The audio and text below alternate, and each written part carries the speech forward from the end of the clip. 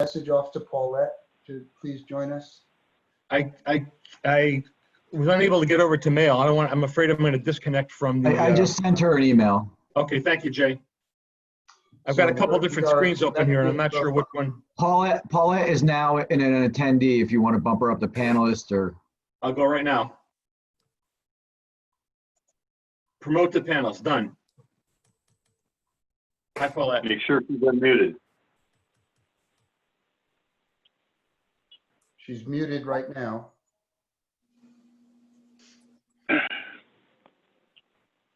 Hi.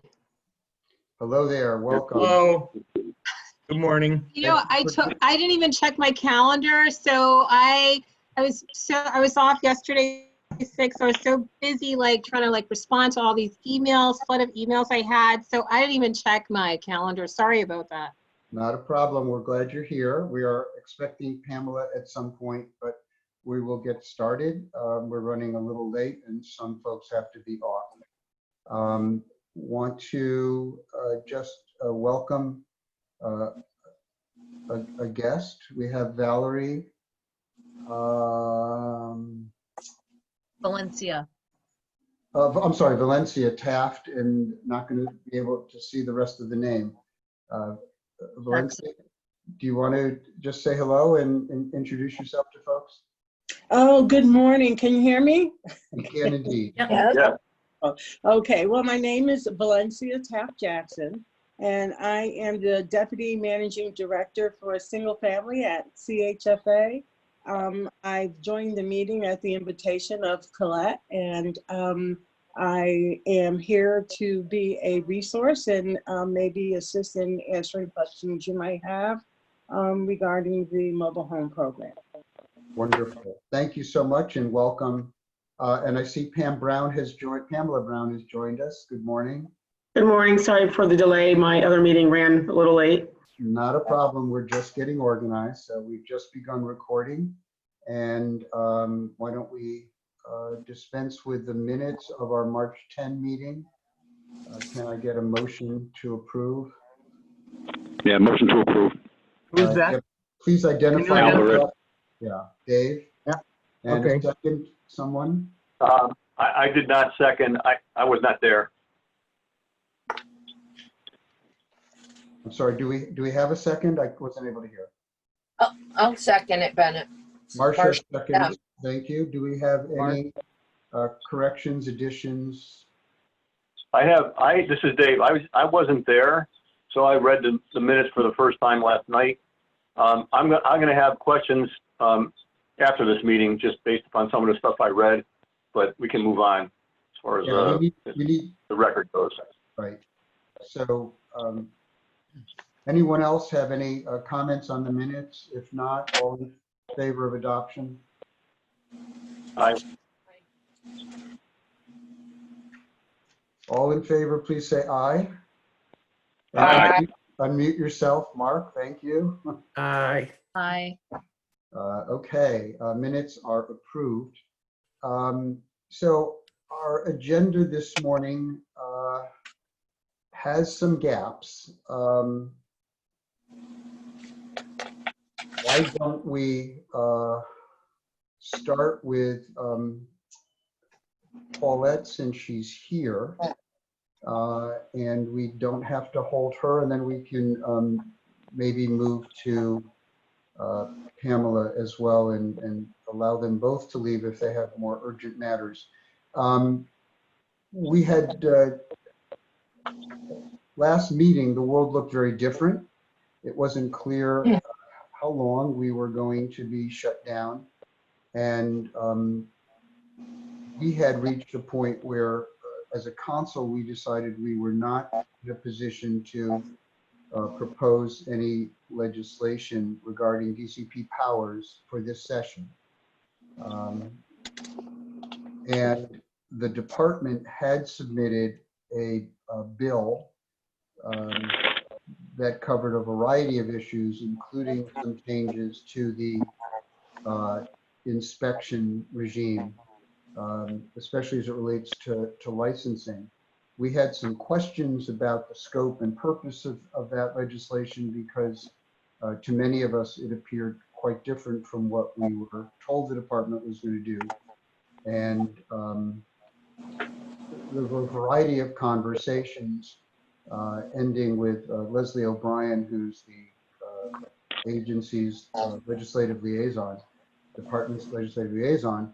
And it appeared at that time that no legislation was going to go forward because the legislature, as you know, has not been in session.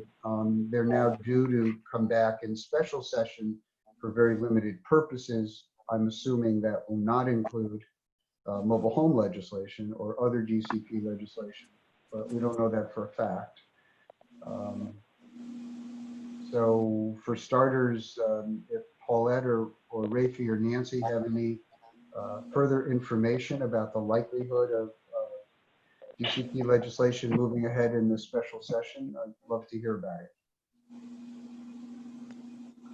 This is Paulette. I would not be the right person to comment on that. That would be either Leslie O'Brien or Julianne Avalone. So I don't have anything to add. Well, the one thing I can add is I agree with Bennett's assessment. I think it'll be very unlikely that they're going to open up a special session enough to cover anything that would affect sort of the kind of departmental kind of adjustment legislation that we were talking about. What I've heard is that there's not a really firm agreement on having a special session at all, although if they have one, it'll probably be in early to mid-July. But that's not a sure thing. It appears that the governor's interested in a special session if there's an agreement on some of the key issues, which seem to be racial justice. The House is very interested in having a session. The Senate is less clear. And based on the last things I heard, nothing is definite at the moment. Nancy, any other intelligence? No, I don't, Bennett. We haven't been able to meet as a board for CMHA since all this started either, so I don't have any update. Yes, well, the way I left it with Leslie was that she did not expect their legislation to move forward because there was no session. And if in fact it were to move forward, she said she would let me know. So I will reconfirm with her that understanding, and if anything changes, I'll let the council know. Paulette, I did get an email yesterday from Julianne regarding the two mobile home parks that we've been so interested in forever and ever. She reported that they are both licensed without any conditions. I did not get an update on the status of the case that's pending, however, before the department. Has there been a decision in that matter? As far as I am aware, there has not been a final decision issued as yet. And do you know what's the timeline for that? Is there a statutory time? Based on the executive order, Bennett, the department has the discretion to push back any dates for final decisions to go out. So I think that the department is using that authority right now. Because I'm not involved in the writing of the decision, so that's as much as I know, that it has not been issued as yet. So the department does, any agency can do that. This is Dave. Can I jump in here? I have not been in contact. I've been in intermittent contact with the people at Oak Ridge over the past couple of months. But I'm looking at the minutes from the last meeting, and it said, Paul, it says that you addressed the council concerning Oak Ridge Gardens Mobile Home Park. The park failed its inspection and noted specifics of same. Department of Interior's handling complaint will be bringing owner in for a compliance meeting in April 2020. what failed, and have they come into compliance since the last meeting? That is not my case. My coworker Cynthia Fernandez, that is her case. So I don't know the details of that, and she will be out of the office for a couple of weeks. So I don't have an update on that. So I don't know the details. I'm sorry. What was the person's name? Cynthia Fernandez. Cynthia Fernandez. Okay. Yep. Okay. Paulette, can you tell us the status of the foreclosure proceeding that and who's My understanding is, based on an executive order from the governor, foreclosures are not going forward at this time. So I don't know the status of that. So I have no idea. And do we So know the whose fact name that the foreclosures are license? halted, Do you know what's if the that? license was issued in the name of the bank or of the last owner? The receiver has the license. Okay. So there's still the court-appointed receiver. Got it. Okay. Got it. Has there been any communications from the people in Country Mobile about how the conditions are being remedied there? Does anybody know anything about that? As far as I know, because the court-appointed receiver does not answer to the department or to the bank, they answer to the court. Anything that they file will be can be found online at the website for the case. And if you want, I can send that out to you, Bennett, and then you can distribute it so people can, be updated on any reports from the receiver as to the conditions, what's being done at the park. And any, like, for example, if the complainant has sent me an email, but the most I can do is refer her back to the website for any updates and to refer her to the court if she has any issues with respect to the work that the receiver is doing or not doing, in her opinion.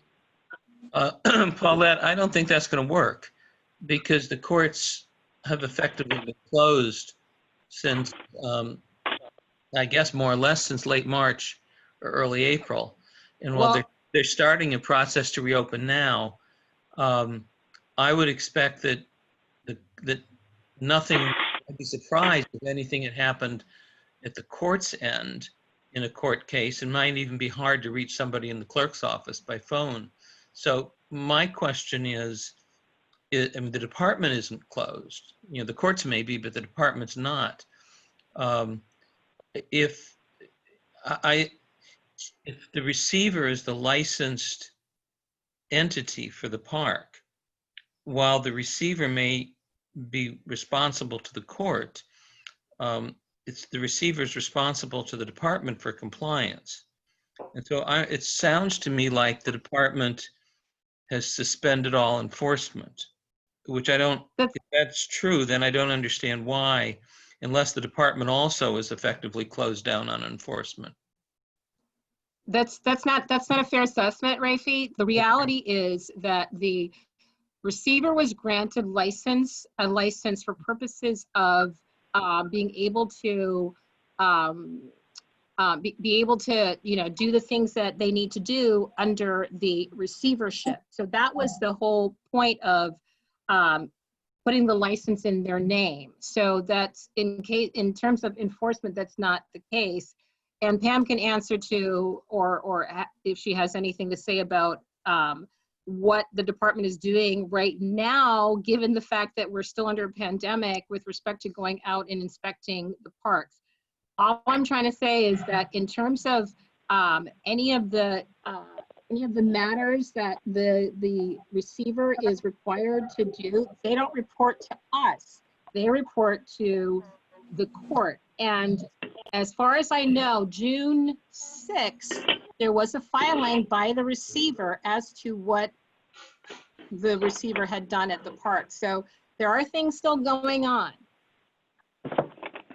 I'd like to bring Okay, so we can into the conversation, if I may, just to see if her division has heard from any of the residents or has any additional information regarding the condition of that park. Pamela, you are muted. If you could unmute yourself, I'd appreciate it. Right, so as Paulette indicated, since March 26th, I believe, is when my division actually started with the telecommuting, we have not inspected any any parks. We will be picking those up as needed. Now that we are moving towards a more reopening, we're starting to get out more. We have not had complaints other than one new complaint that we received in April, which was recently referred to our legal division. And we have not had applications for new park openings or licensing transfers. And no further communication from the residents who had initially contacted the department about the conditions there? No, it's been actually very quiet. This is Dave Delory. The new complaint that you received, was it from Country Mobile or Oak Ridge or someplace else? It was from someplace else. We'll get to that a little later in the agenda. So I just want to wrap up this issue if we can. And, Well, Bennett, yeah. I'm sorry, could I guess I still have a concern, and maybe I address this to Pamela now. In the particular case where there's a receiver, the court can certainly receive a report, and if that's available, I think it would make sense for that report to be circulated. But the court is going to have no capacity to send out an inspector to see, to check on to verify a report or to check on what's going on, or see that it's really only the department that can do that. And so I would like to encourage the department, once it restarts doing inspections, to do a follow-up inspection of that park. And if it discovers that there are things that need corrections, to then notify the receiver of what's needed, and maybe also notify the court. But if the department doesn't go out and look, I'm pretty confident nobody's going to go out and look. Which means the court has no information other than what the receiver gives it, and no way to verify if the receiver's information is accurate. So I would just encourage the department to put this high on its list of reinspection once it's starting to send people out for inspections. I'd like to second Rafi's suggestion and include both parks, both Country Mobile and Oak Ridge Gardens, given their long history with the department, and the fact that there are no conditions on either license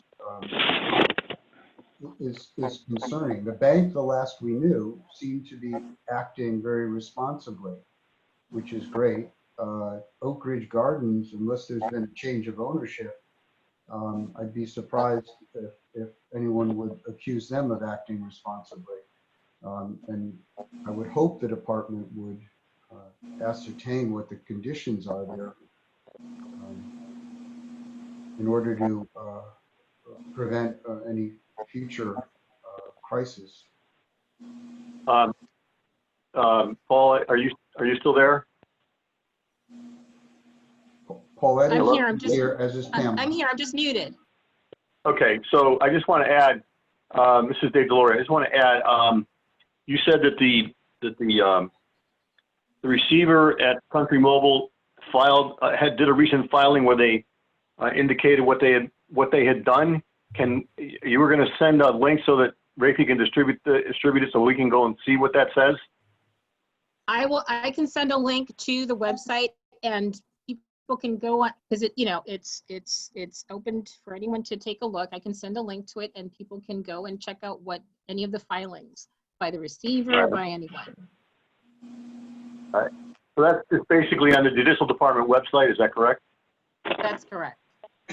All right. So Do you happen to know the name of the case or the docket number or something? We're going to get you a link to the report, Dave. All right, okay, no worries.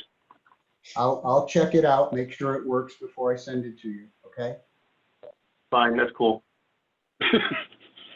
Okay, so let me go a little bit out of order on the agenda. We had intended to have a report from the Reconstituted Education Committee. Miriam and Marcia had graciously agreed to serve as co-facilitators. Given the pandemic, stuff didn't happen, but we do have a schedule where we will convene an initial meeting to review the disclosure statement in early July. And our goal is to have, if not a redraft, at least an outline of issues for discussion and agreement by the council at our September meeting. Apologize for the delay. The disclosure statement's been up there for some time, and I don't think it'll hurt anyone if it sits for another few months before we amend it. So, Ben, how long has that disclosure statement been online? it was shortly after, I don't have the exact date, but probably about a year. It was shortly after the new regs were adopted. You will recall that the department had been in a longstanding dispute with a Regulation Review Commission about its authority regarding such matters, and the department prevailed. And once it prevailed, it had the authority to amend the disclosure statement without having to publish it as a regulation. And so the department requested our assistance in getting some update done, which we did, but we all recognized that it was merely cosmetic. It didn't change the structure or add a lot of new content. And so we said we would exercise our responsibility in the council to propose additional changes as needed. I think we're pretty clear, having those of us who reviewed it, that it does comport with the statutory requirement at the moment, but the disclosure statement is intended certainly to be more informative than a statute.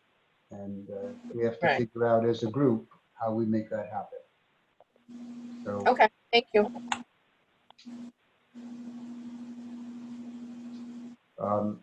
Everyone does have copies of it. They've been circulated a couple times. Anyone still needs a copy, let me know and I'll be happy to resend. But we will keep you posted and hope we can send out something in writing well before the September meeting for people to review, so we can have a productive discussion. And then there'll be time to obviously work on the drafting, and the council will review that draft before we submit it to DCP.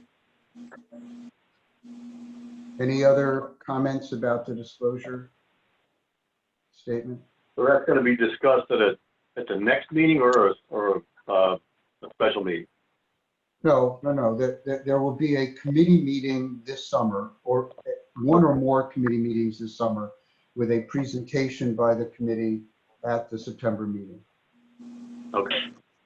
Nothing's going to be adopted before the council has an opportunity to review and revise. Bennett, one more thing, just who is on the committee besides Miriam and myself? Did we get volunteers for that, or? Yeah, we recruited some folks for it. So I think we have Dave and Al. Okay. And You and Ray. You and Rafi and me. That's Okay. anyone else who's interested is welcome to join, of course.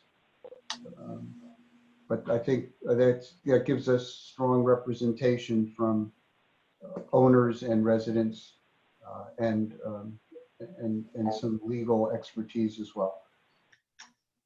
Okay, thank you. Okay, next up, Bennett, before you go to the next one, do you need me for anything before I go? Hang on one second and let me just take a quick look at the agenda. And I sent you an email with the link just a few minutes ago. Perfect, thank you. No, I think, oh, Paulette, just the one matter that was referred to you. Do you want to just give us a overview of the subject matter, or do you want to leave that for Pamela when she discusses? I'll leave it for Pam. I haven't, I may have seen it before, but I'll just leave that for Pam too. And it's an open case, so you know that you're not going to get much. Yes, thank you. You well understand aware. that, right? We just need to know the subject matter at this point, right? Yeah, I'll let Pam speak to that, if that's okay, Pam. Yes, that's okay. Okay. Anything else for me? I think we're good. Thank you so much. Okay, everyone, be well, stay safe. Thank you. Okay, Thank you. bye. Bennett, can I just report to you that I found the report of the receiver that was filed on June 9th, but the report itself only goes through March 31st. It's a report for January, February, and March, and it was filed on June 9th.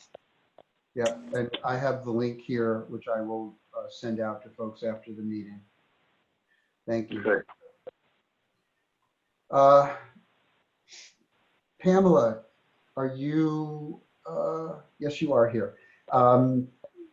Yes. Want to give us your regular update about inspections? I mean, we know there's not a lot going on.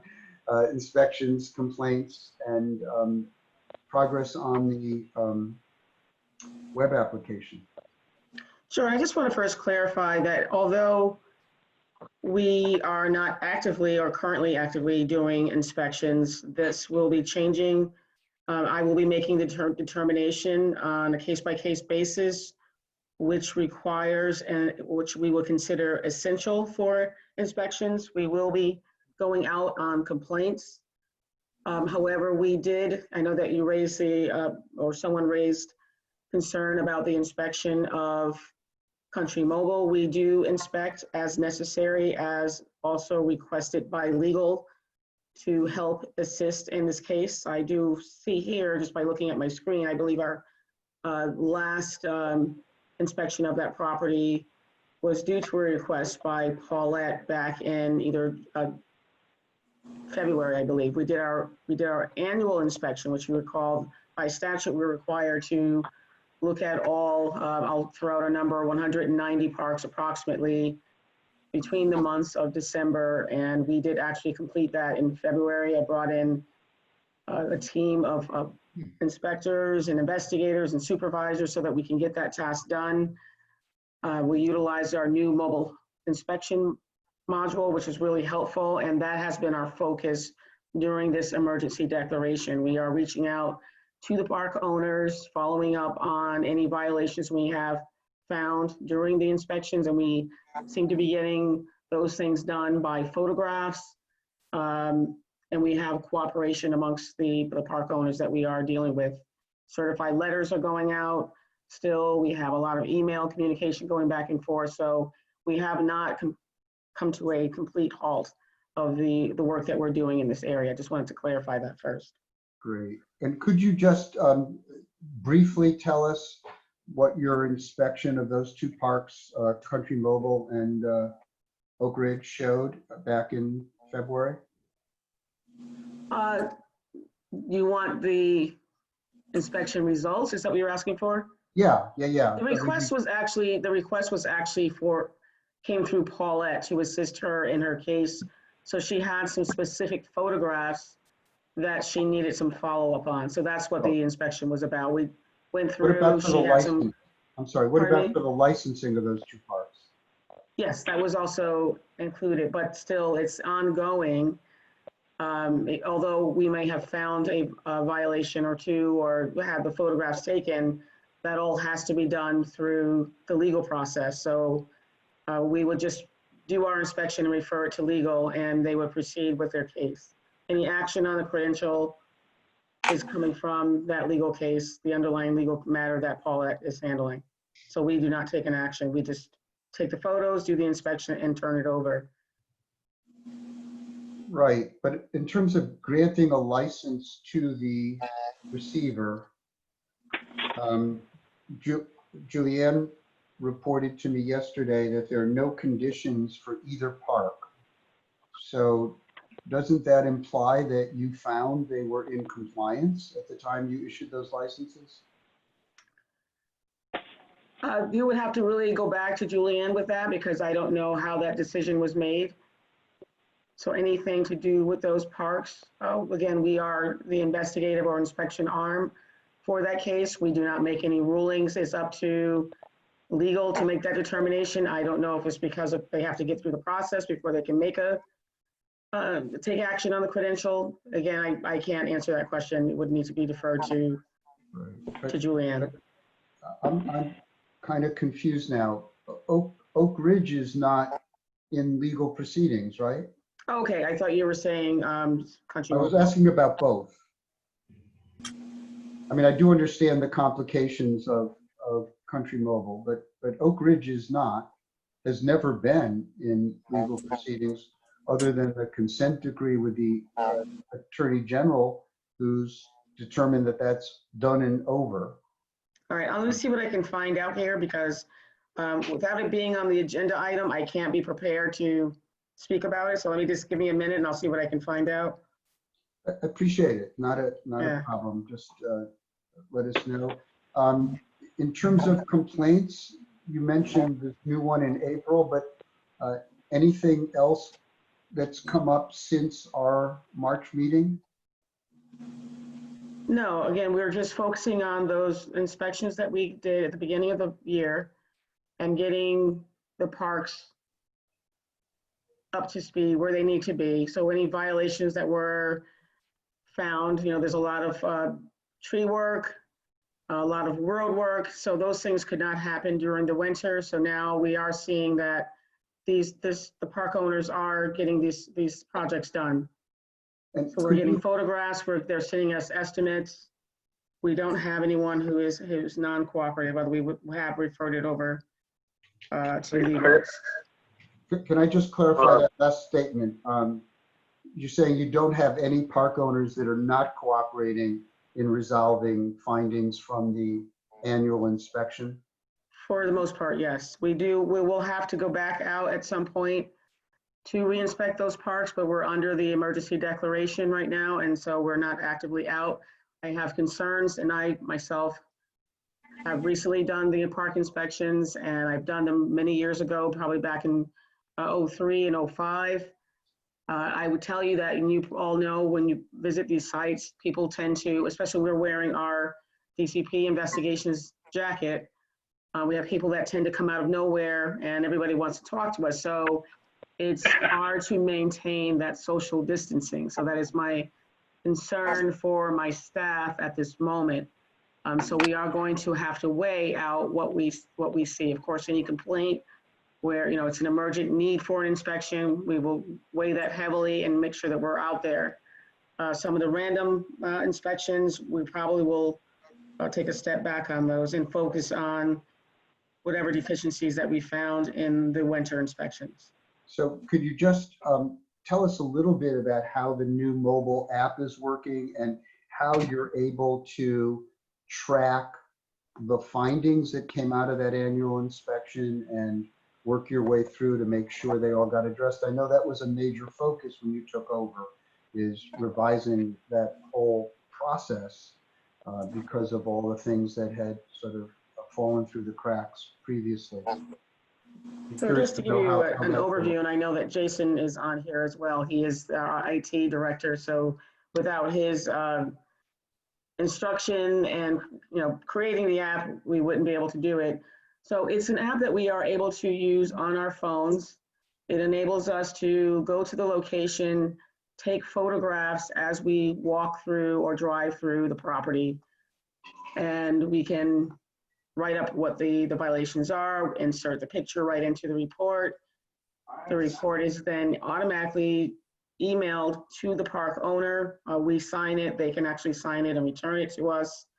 And then we will then send an email asking with our standard letter that they respond to any deficiency that we might have found in writing. That letter then also gets sent via certified mail by our office staff, our office assistant. And we work with them from that point on to get the work done. We then upload that report. It's an actual beautiful report. Everything's in there right up to the case file. So it is memorialized within our e-licensing system, which is our main database that we use. Can you explain how you're able to track any deficiencies that you note in the report to make sure they're resolved? Yes, so those are, we mainly track those through our e-licensing system database, which is, I'm looking at Oak Ridge Gardens right now, and it says it's a reinspection is due. So we'll set a date and we are corresponding and documenting our files, keeping contemporaneous notes. So we diary ahead, hey, this, we haven't heard from this individual, we'll get an alert that we need to follow up. So it's a great system that we're able to use because there are quite a few parks. I know that 2 of the staff members have 50 parks each. I believe I still have about 25 myself that I'm working on. So it's nothing that can fall by the wayside. It's all captured in our system and we're able to monitor it. Great, thank you very much.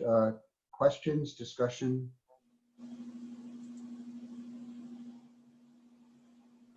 I can't find it right now, but there was in the minutes from the last meeting. I'm sorry, who's speaking? We're not able to hear you right now. I'm sorry, how about now? You're good. Okay, I'm trying to find it in the minutes from last month, but I don't see it right now, but somewhere in there was an issue raised about mobile home parks that had gone out of business but might still be operating. I don't know if Pam has any knowledge of that, but can we address that? Because I don't know what that was about. There was a discussion, I guess, at a couple of meetings. Nancy and I had done a crosswalk some time ago. I guess it's approaching 2 years now, year and a half anyway, when Oak Ridge first came up. Yeah. We crosswalked all kinds of lists and identified where we could parks that seemed to have transitioned from one ownership to another or one address to another in an effort to identify parks that potentially had fallen off the map. And we passed that on to the department, and I know that some initial use was made of parks that had not been relicensed in the last year or so. But Pam, has anything further been done to try to ensure that you have an audit trail whenever there's a change in ownership or location, address of a park? Yes, so I can only speak in general at this moment because again, it's really helpful if I have these items in an agenda so that I can prepare for these. I do have about 11 board meetings that I attend. So I do remember that you did refer to us the parks that were, I would say loosely, have fallen off the radar. We did address that. I had Keith go out. Some of the parks were under new ownership. Again, the challenge with our system is that we only track by the name and not the address, which is one of the benefits of our new mobile inspection app that we have. So we'll do a lot of tracking through by address, which our e-license database does not. It is by owner. So I don't know what it would take. I did throw it out there in one of my meetings, but I don't think it's an easy process to change our credentialing system to just be on by address only. I think that would actually be more helpful than by ownership.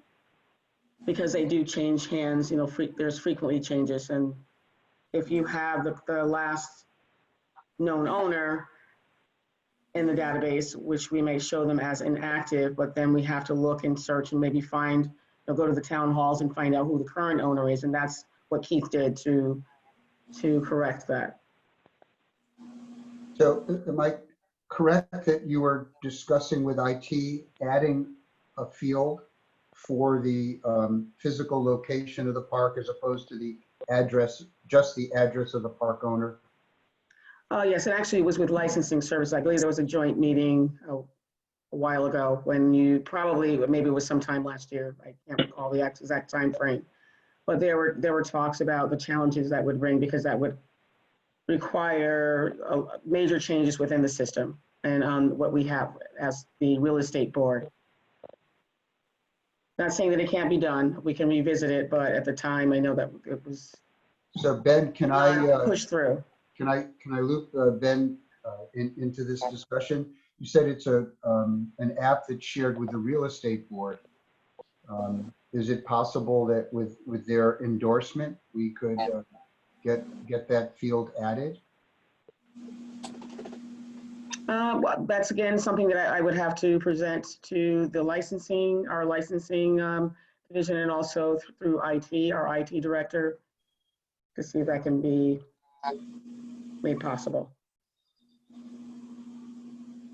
Or Ben, is that something we can enlist your support with? Sure, we'd have to see exactly what it entails, but I'm not aware of anything right now. We're having trouble hearing you. Can you get a little closer? Can you hear me now? Yeah. Okay. Yeah, it's nothing that I'm aware of at this point, but obviously we'll support it. Yeah, so I'll bring it up again. Again, our system is an enterprise level. It affects many other agencies. So there are probably many layers of approval that would have to take place for this to occur, but we'll revisit it at some point. Right. I mean, one thing I'm thinking of that would make this easier so as not to impact other users is merely to add a field which people can ignore if it's not relevant to them, but for those who want it, it would be accessible. I don't think that should make life difficult for others. I am not quite sure. I know that we had a challenge putting together the new mobile home park report. So I really can't speak to that. It'll have to be an IT issue. Well, I would like to request that you at least explore that again with the IT folks, and we can talk about it at the next meeting. Is that okay? Certainly.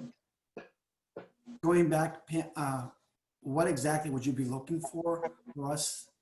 The problem that we have now is that the database contains as address, not the address of the park, but the address of the park owner or the licensee, if you will. And often that's not useful. And so one of the problems we encountered was when parks were no longer licensed, we could not easily determine whether the same park continued under some other name or some other address, or actually was out of business. And that's how Oak Ridge managed to go, what was it, 6 years without a license and operating in the same place. I don't think it's a real estate commission, or real estate, it's a licensing problem with DCP. I don't think it has any bearing with our enforcement. We're having trouble hearing you, Ben, I'm sorry. I don't think that's any, has any involvement with the real estate commission. That's the licensing with DCP problem. The reason why I mention real estate is just because that's our board that Mobile Home Parks is listed under. So it's not the real estate commission, it's a real estate board and within our system. Right. So it's a licensing. Okay. Yes. All right. Thank you. Okay. Any further questions for Pamela or comments? This is Dave. I have just one thing I want to make sure you're aware of, and I don't know whether it's your inspection team that would be responsible for this, or maybe the person who does the water system inspections, but I did get 1 or 2 calls back in the spring, March, April, about, again, there being sand in the water system at Oak Ridge. I advised them to file another complaint. It doesn't sound like you received it, so I don't know whether it's a current or ongoing problem, but I'm going to ask that if either you, next time you're out there, or whoever they send out for the water department, do a complete inspection of that water system. I have looked at parts of it myself that appear to be a Rube Goldberg setup that are waiting to fail. That's all I'd like you to know about that. Okay, so would you like to submit a complaint on behalf of the members of the residents of? Am I allowed to do, if I'm allowed to do that? Yes. I didn't realize I was allowed to do that. Sure, anyone can submit a complaint. If you do, then we can actually take that on. No, you said if I want to file a complaint, am I allowed to do that? Yes, there's no reason, I don't see why you wouldn't be able to. Anybody can. We actually get from other boards complaints that come right out of the board meeting. So the board can make a complaint, or you can make a complaint, however you like to handle that. Am I right in assuming that he can make a complaint essentially on his own? He doesn't have to be like a formal representative of the residents of the park. He can just make a complaint as a member of the public. Correct, and we can also take anonymous complaints, which you can do so on our website. Actually, that may be very significant. I don't think we thought about that before, but for the statewide residents alliance, that may be a way of getting some issues into the hopper and getting the department to do an inspection, even if, say, the residents are afraid to file a complaint. You would respond to the complaint. If a complaint comes in, you're gonna process it. Yes, we would, but keep in mind, if anyone files an anonymous complaint, they would not get any correspondence. But if no matter which way it comes in, we will act on it. So that's fine. Yes, please do. Thank you. Let me just remind people, Dave and Pamela, we became aware of Oak Ridge at a meeting that was attended by a woman from the water division of public health. They had an outstanding issue with them, and pretty sure that got resolved. It may or may not overlap with what Dave just raised. But Dave, that's an avenue you may want to pursue, is to go back. Yeah, and I can think of another one too. Had I known about this, I would have immediately filed a complaint about the situation in Orange, where they were going to close the park. Yeah, I didn't even know that. Anyway, I mean, there's concurrent jurisdiction clearly, and I would imagine that the water department would have an interest in reopening the case if they closed it, if there are current problems, because they were very concerned that the system was on the verge of failing for different reasons. Was the water, Bennett, was it well water, or was it a public water company, city water? It's well water, on-site well. So it's well. But there are a ton of restrictions and overseeing on well systems. I've got 2 of them. They're pretty good. The health department on monitoring the wells and the tests and all the requirements that you have to do, because essentially you end up being a public water company when you have wells in your park. I think the concern at the time was on the distribution system and inadequate pressure. I can't remember exactly. Yeah, there's been constant. I don't know if you can use constant and intermittent at the same time, but constant intermittent pressure problems. And as far as potability, I don't think so, but they've also had quite a number of reports of sand getting into washing machines and toilets. And that's most recently a couple months ago. I'm surprised there aren't more reports and required testing by the Department of Health, because they make us jump through hoops. Yeah, I don't know why the enforcement, the Attorney General walked away from the whole rest of the consent decree. So, the people's, I think they're just happy to have the trees cut at this point. But I haven't, But Dave, to the extent you have time, I think it would be worthwhile to touch base with the Health Department Water Division just to see if they're aware of it, and if not, maybe they'll take a look. all right, I'll be in touch about that. Anything else before we let Pamela go? Pamela, I have one item that is on the agenda. We didn't get to talk about it last time, and that is the process that we had talked about piloting for reviewing problematic leases. There was one issue that came up briefly that I had some direct communication with the legal department on and seemed to get resolved. Anything other than that kicking around that you think might be appropriate for the council to take a look at? I do have one possibility. Yes, that one was resolved. I guess it was a pretty clear-cut matter, but I may have one other that may pop up, and I will notify you if we do need the assistance of your subcommittee for review. Okay, well, let us know. We're ready to try this out and see how it works. We have representatives of park owners and residents who volunteered to take a look at things, and we'll confer and give you our best sense of what's going on. We appreciate that support. If there's nothing else, thank you very much. You're welcome to stay, but we understand you've got 11 boards, as you said, so I imagine you. Yes, I have elevators tomorrow, so we got to prepare for that. Thank you very much. Stay safe, everyone. Stay Bye-bye. safe. Bye. Thank you. Bye.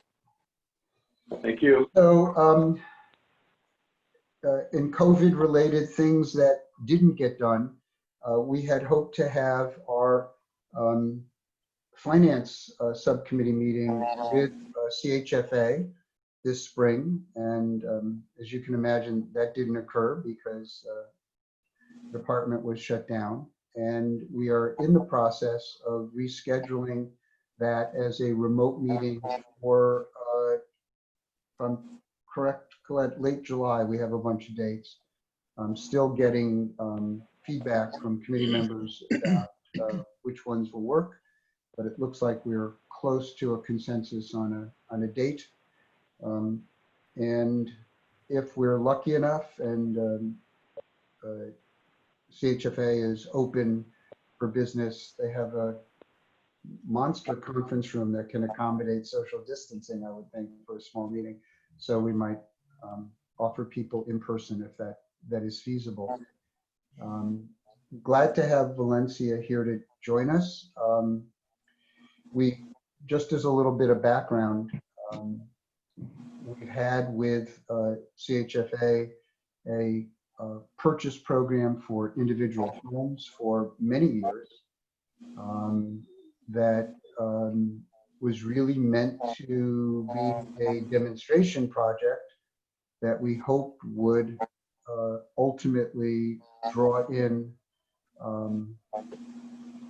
banks and mortgage companies to see the opportunity for financing mobile homes like other homes are with conventional mortgages.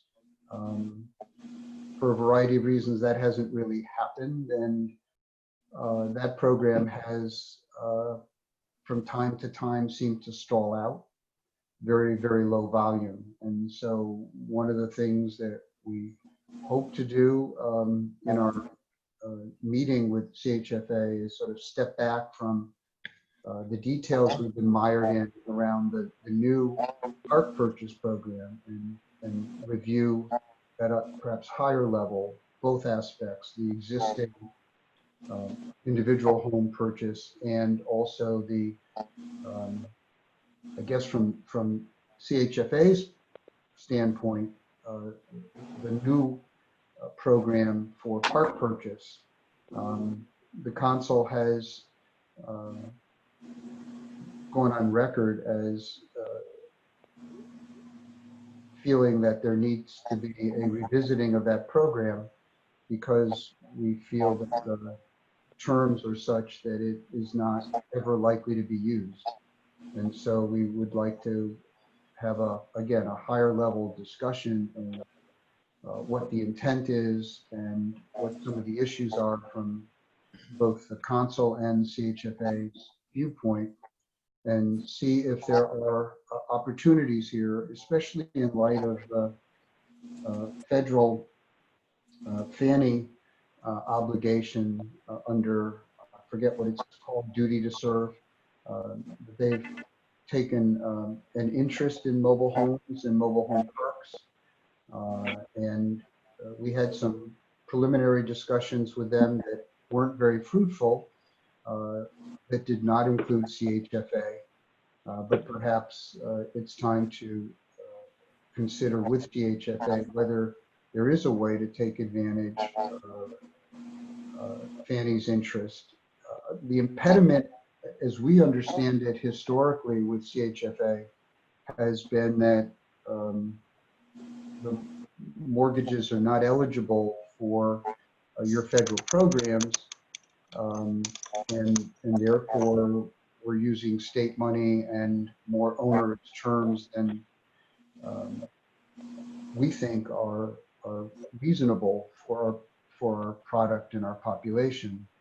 And if there's a way around that and getting some kind of acknowledgement from Fannie that we do have conditions that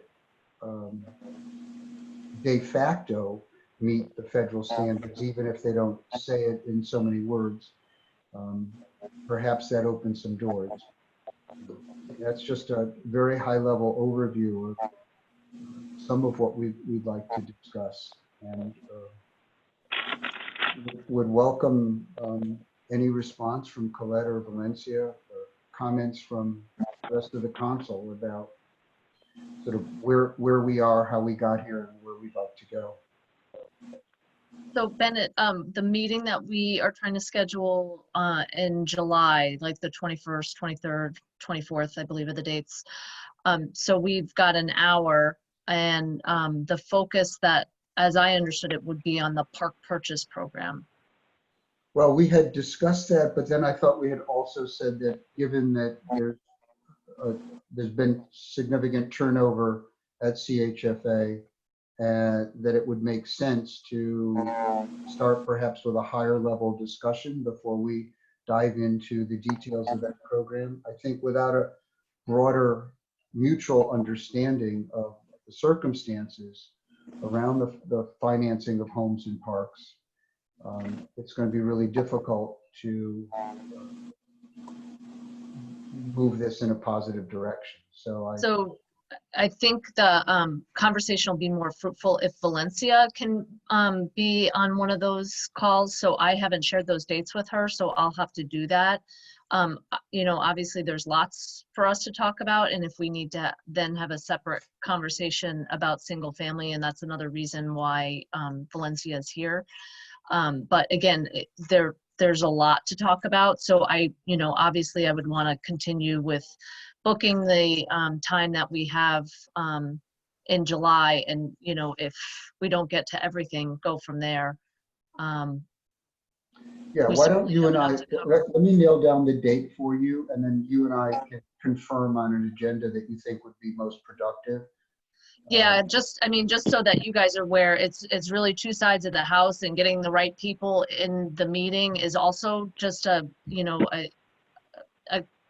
an issue of getting, you know, the directors there and things like that. So I just, you know, want to keep things moving, want to get something on the calendar, and we can talk offline, and I just want to make sure I have the right people in the meeting. Yes, if it's possible, yeah, we would very much like both sides of the house to understand the whole picture, because they're both equally important to us. And I think that we are overdue for an examination of the individual home purchase program. Right, there's also the high level and then there's also the detail. So again, just the more people we need in the meeting, this just gets harder for scheduling, I so. hear you. I appreciate that. Bennett, Bennett, with it, Bennett, this is Al Ritz. go ahead, Bennett. Al. Okay.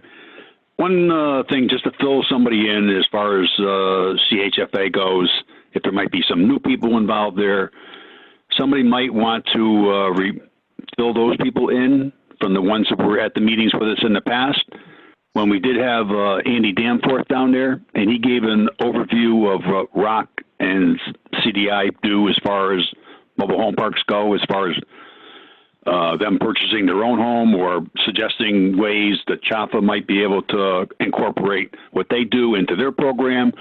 So if there's anybody new that was not in on that briefing from him, whatever records they may have somewhere, they may want to pass them along to the new people so they have an idea of what we were trying to do in the past and what might be able to do in the future.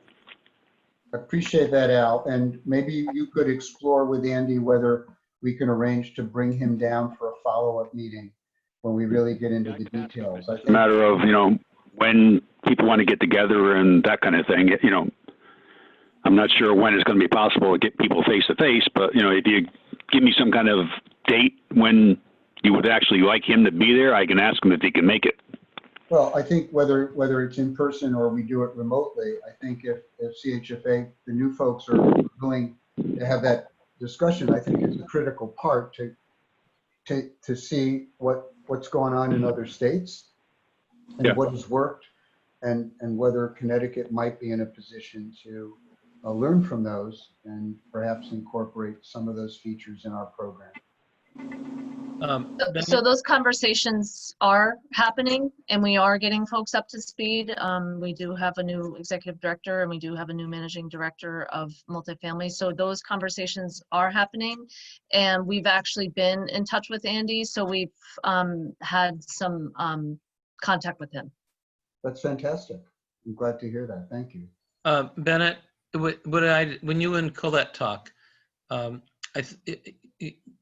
it seems to me to be good for you to think about, well, you've sort of raised the issue, at what level of CHFA do we need to be, with what level do we need to be communicating? We kind of learned previously when Andy came down before, where we really had the very top level, I guess, of CHFA. We learned that CHFA was actually hostile to the concept of financing buyouts by, in that portion of the program. And in some sense, the sort of the philosophy of CHFA and how it approaches these issues comes from the top down.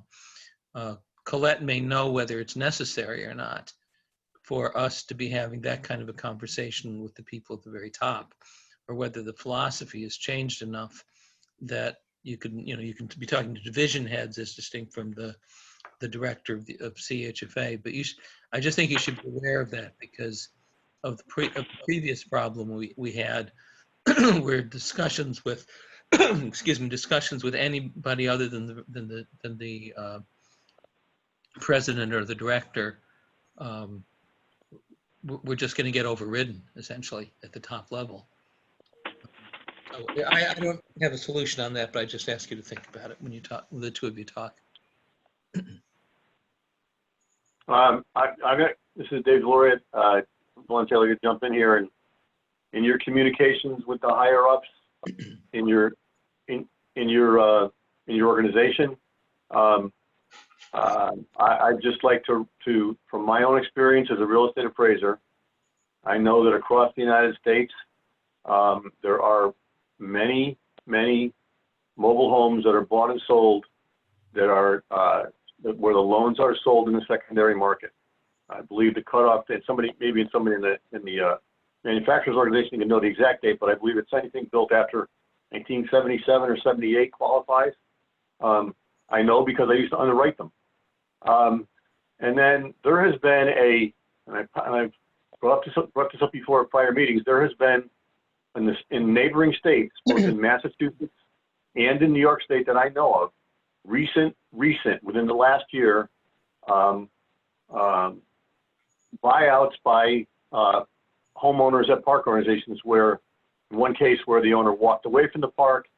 I forget what the circumstances were, the other one were in Massachusetts, but there are quasi-public organizations that are now assisting in this type of program. And I'm hoping that, as Bennett was suggesting, or I'm sorry, that Rafi was suggesting, that there might have been some reconsideration based upon what's happening around the country and other places.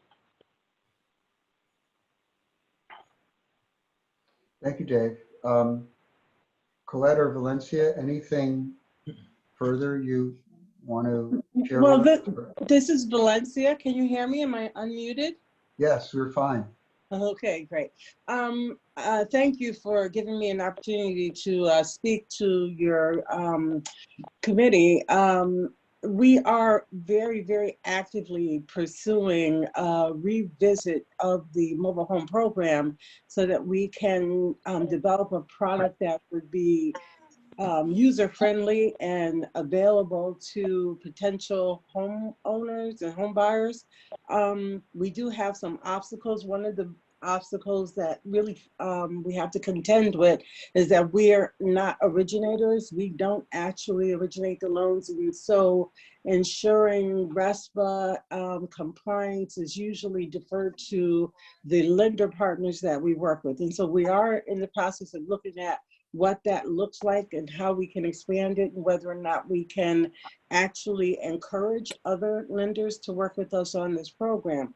With that said, we're also reviewing the program to see if there are parts of products that are being used, let's say by FHA, even that we might be able to incorporate in our program. We have not explored anything under Fannie. I was happy to hear that you have had preliminary conversations with them. What that suggests to me is that we need to also do some additional research to see if maybe there's something there that we can grab and help to solidify the product for the users here in Connecticut. We have actually talked to a couple of HFAs across the country that are doing mobile home programs. They're very different in the way that they are processing the loans, and the way that they're securing the collateral is very different. So we're looking at that to try to see if there's a way for us to maybe adopt some of their policies or to revise ours. So we actually had tried to restart the program, but the lender that we're working with had another hiccup, so we're dealing with that. But I really just came to report that this is a priority issue for CHFA. We are committed to continuing to work with you, and we wanted you to know that we are actively engaging in this. And this has included conversations with both the new executive director and the CFO. So we're all on board and trying to be able to provide you with what it is you're requesting. Wow, that is fantastic news, Valencia. Thank you so much. We're delighted you came to join us this morning to share that. I would say to you that in the meeting, we had the first big, and I would say only productive meeting with Fannie. We had the New Hampshire Housing Authority, Finance Authority present, and they've worked closely with Fannie on at least one project, and I think we're talking about expanding it. So if you're reaching out and have not yet talked to New Hampshire, you might want to put them on your list. Thank you. Actually, we have spoken to them, but thank you. Yeah, well, that's great. Yeah, this is Al Horitz. Just as far as Valencia goes, because I don't remember her name in the past or even meeting her. I'm in one of the communities, probably like one out of three or whatever it is in the state of Connecticut that did buy their own community and went through ROC to that process. Because in the past we've tried to get CHFA to do something, and unfortunately some of the parks, luckily it wasn't the one that I'm in, just couldn't arrange anything and pretty much went on by the wayside. So it's kind of encouraging to hear that there's somebody at CHFA that's willing to look at all the programs that are out there and come up with some kind of help anyway. We're going to give it our best shot for sure. That's good. Yeah, Valencia, this is Dave Roy. I'm another mobile home resident. How many do you have? You happen to know? If you know, how many are there? Is there like approved lenders for SAFA for financing individual purchase? We have approved lenders that do our regular first-time homebuyer programs. We have about 80 lenders. We have only one lender that was willing to do the mobile home loans with us. We've actually been looking to see if there are other active lenders in the state that are doing programs, even if they're not doing ours, so we can see if we might be able to partner with them. To date, I've identified 2. We're still looking.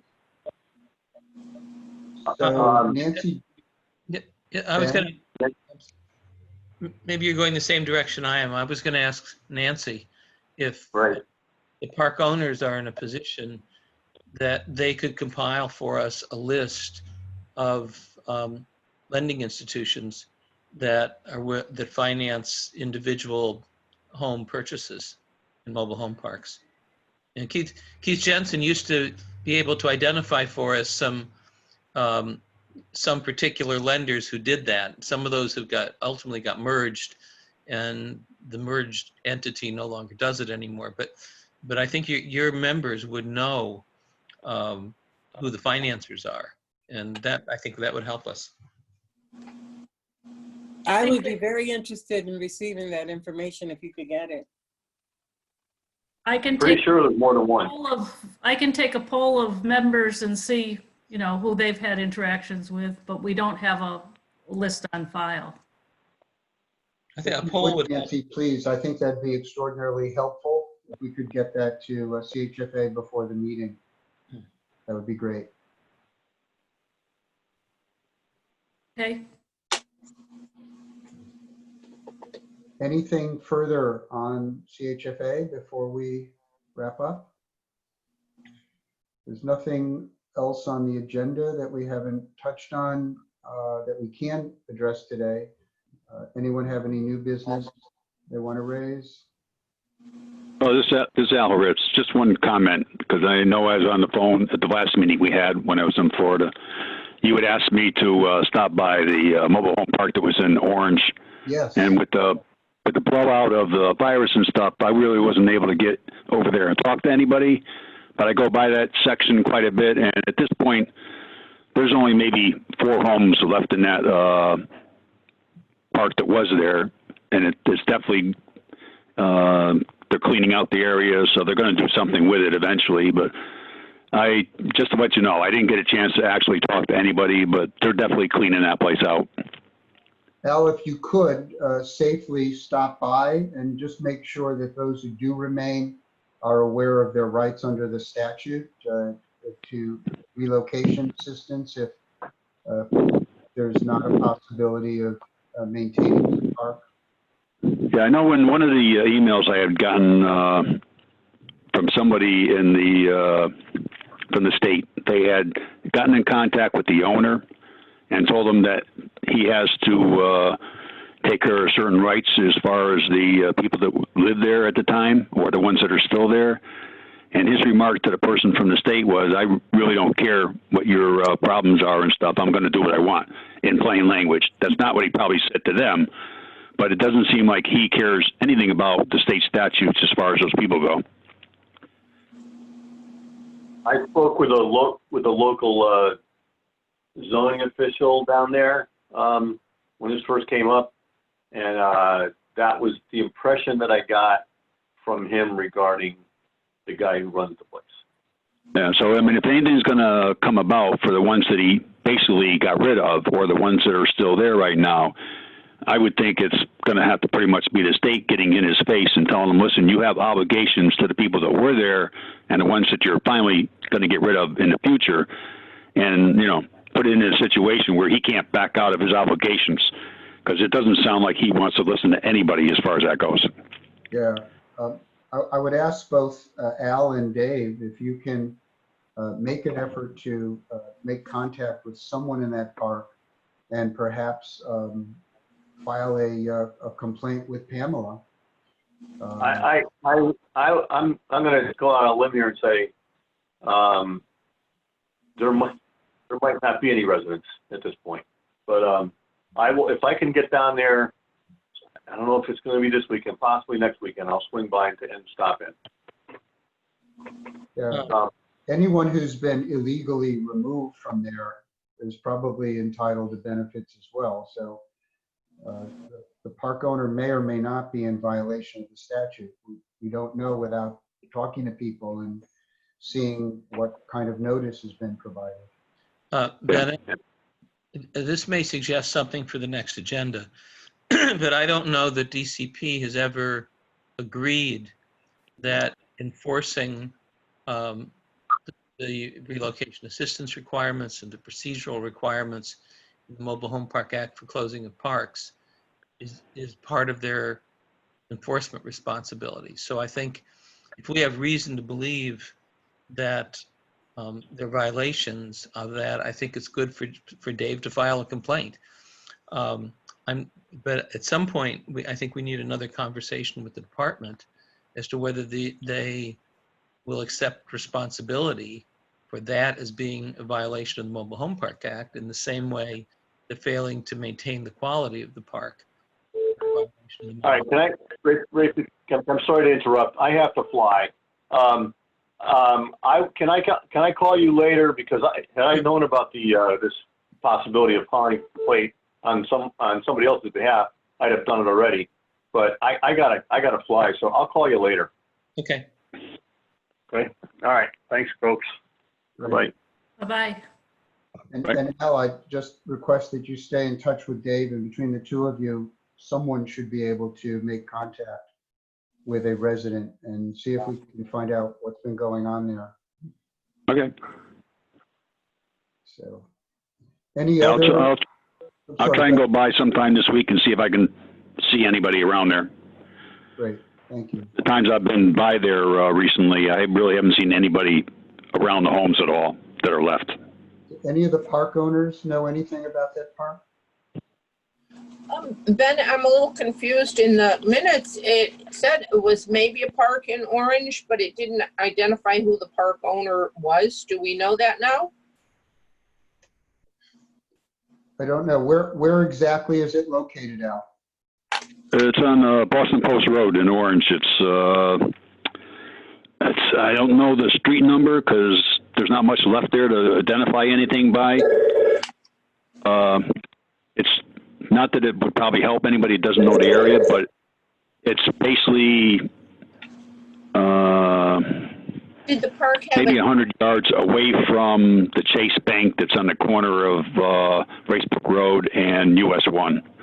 I mean, I've gone by and I don't see a street address anywhere. I mean, I can see if I can find one next time I go there, but the place is pretty much ripped apart.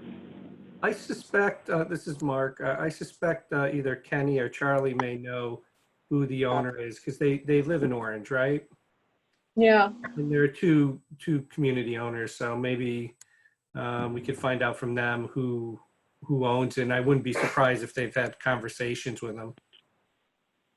If you could pass that along, Mark or Nancy, someone, that would be helpful. The more we know, the better. It may not be feasible to preserve the park, but at least the residents ought to get what's owed them under the law. And structurally, we need a system in place that will, in the future, get people the benefits they're entitled to. Well, the department had been very concerned about these small parks and the potential for them to close. And they may not be financially viable. And what are the remedies? And if the department doesn't recognize its responsibility, I'm not sure where that falls.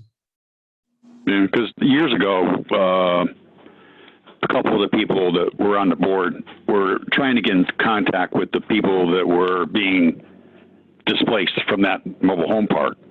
And they tried to talk to a few people and get some information, and it didn't go anywhere at all. I don't know if it was because of the owner or the people themselves weren't interested, but I know a couple of years ago, some of our people tried to talk to them, and it just didn't go anywhere.